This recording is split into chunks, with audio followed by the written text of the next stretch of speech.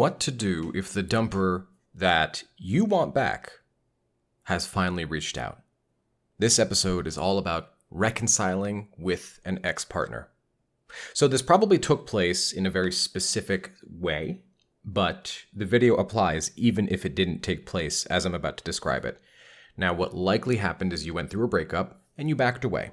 You told them you don't really want the breakup, you don't agree with the breakup, or maybe if you didn't say those exact words, it was made very clear by your actions and perhaps begging and pleading or letter sending or grand gesture of some sort.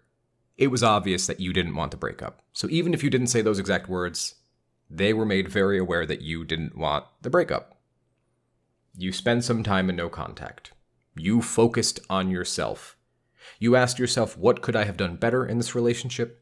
What could they have done better in the relationship? You spend this time in no contact. They reach out. You tell them, look, I'm not really interested in talking unless it's for romantic purposes.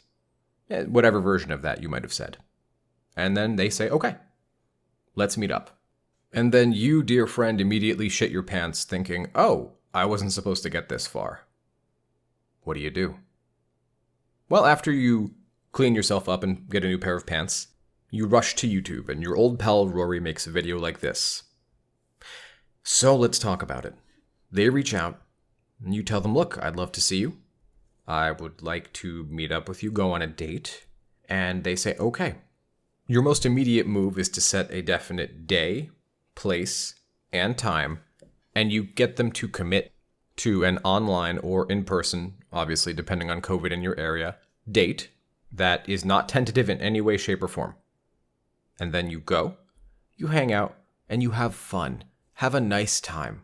If they make attempts to talk about the breakup or the relationship on the first date, I highly recommend backing away from that topic and just keeping it about reconnecting with the person and creating a fun environment. The first date is absolutely not for doom and gloom. The first date is for fun. So go have fun with this person. This is somebody that you care about. This is somebody you're reconnecting with. And definitely one of the hardest things that you're going to have to struggle with on the first date is the sense of expectation. Because you've let them know through telling them you want a date, you're only interested in romance. You very much let them know which path you're on and which path you intend to walk. And you have to have a bit of blind faith that they also want that if they're agreeing to meet up with you. Now, it's one of those times where we have to trust but verify. So if you meet up with them 3, 4, maybe 5 times, and then you're noticing, okay, they're not being so consistent with this agreement, well, then you can feel free to bring that up. You see, so many people know how to reconcile. It's just like dating a brand new person. And you just happen to know a lot of things about this person already. But basically, most people, when they say, what do I do when the dumper reaches out? What do I do if I want to reconcile? How do I set up the best possible chance for us to succeed? Well, the question itself is really asking, how do I make sure that things don't fall through this time? And that comes with the answer, have you thoroughly assessed and figured out why things failed in the first place? Once you have you made corrective steps that you can actually have power over on your end of this thing? And then you talk to them, you get their thoughts and opinions. What do you think went wrong? Where do you think we need to strengthen our game? What boundaries do you have now? And that goes both ways, obviously. And what corrective actions have you made to ensure that if we get back together, we won't just break up again? Dating is weird. Feelings are weird. Obviously, the first place that I usually like to go to solve a problem is self-awareness, right? And sometimes self-awareness can be difficult, which is why one of the most helpful things you can do in moments where you need a bit more self-awareness is talk to the people who know you best. Talk to your family. Talk to your best friends. Talk to your counselors. If you don't have a counselor, go to betterhelp.com/Rory. I am sponsored by them. And get one. If you don't want to use BetterHelp, fine. Get a counselor. Talk to somebody who can help you figure you out. Feelings aren't always easy. In fact, they're usually not easy. So what these things help you do is take this intangible, ethereal thing in your head and yank it out of you and help you notice some of the behaviors that you happen to engage in that help you navigate this weird time in our lives where we're trying to fight off a plague and get back together with an ex, and there's just so much going on that the first place we always need to go is self-awareness, because we never ask the question, how do I feel? Am I cool with this?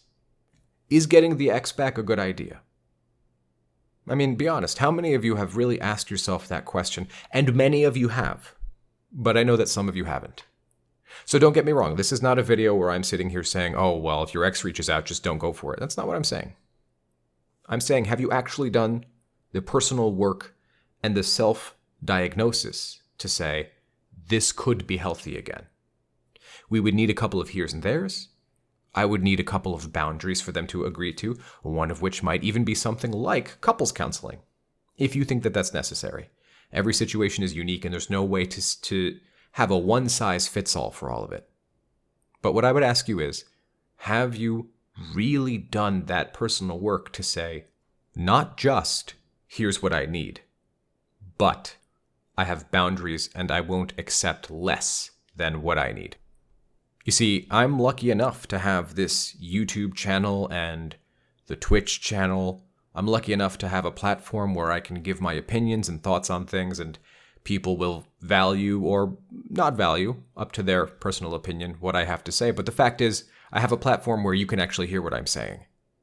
And so much of what this channel has been about is about working on yourself. Now, if you're freshly heartbroken, you're going to roll your eyes and say, oh yeah, great, let me just work on myself. I want my ex back. And so many people ask, well, how do I get the ex back? When are they coming back? Can you guarantee it? Are you even qualified? Things like that. Because what they're looking for is, who's going to help feed into my hope? And so many people will ask that question again and again. How do I get my ex back? So few people actually ask the real question. How do I keep them if they come back? You want to get your ex back? Here, leave them alone. Let them miss you. That's it. You want them to actually stay? Work on yourself. And don't get me wrong, for those of you listening right now going, oh, well, Rory, they need to do work too, because that's just a given. That's just obvious. We know that already. So how to reconcile? You're looking for tactics. Well, tactics are just going to get you in trouble, because as soon as you think of this in terms of tactics, you're going to think pass or fail. If I do this right, things will go well. If I do this wrong, things won't go well. But if there's one lesson life should have taught you by now, and this is a Star Trek quote, you can commit no mistake and still lose. That is not a weakness. That is life.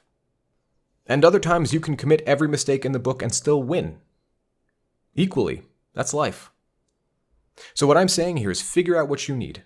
Ask yourself, how do I keep myself stable in these moments? Have I developed healthy skills, healthy gym habits, healthy mental health habits? Do I have my friends? Do I have something to do on Tuesday night if my partner's not around? Have I lifted myself up out of that grief and into something wonderful? For me, not for them. And of course, you want to keep a critical eye to them and say, well, what have you done differently? Why should I trust you? Because don't forget, folks, if somebody broke up with you, they need to win you back. Now, obviously, there are caveats to this, right? If you were forced to break up with somebody, like you were begging a certain behavior to change, or they emotionally stonewalled you and kind of forced you into breaking up, well, then obviously that's a case where they need to win you back, right? So I'm not saying this one-size-fits-all dumper thing. So obviously a grain of salt. You need to take these videos and fit them to your situation, because there's no way I can make a video that will fit everybody's situation. It's impossible. But remember to focus on yourself and what you need. If they reach out, you simply tell them what you need. Here it is. Radical honesty. I'm not lying. Here's what I want. Can you give me that? And if they say yes, cool, prove it. And if they say no, okay, it was great hearing from you. Take care. We don't need to be mean about this. We don't need to be rude or shitty or cold. We can be tactful and forceful. We can have boundaries and be gentle.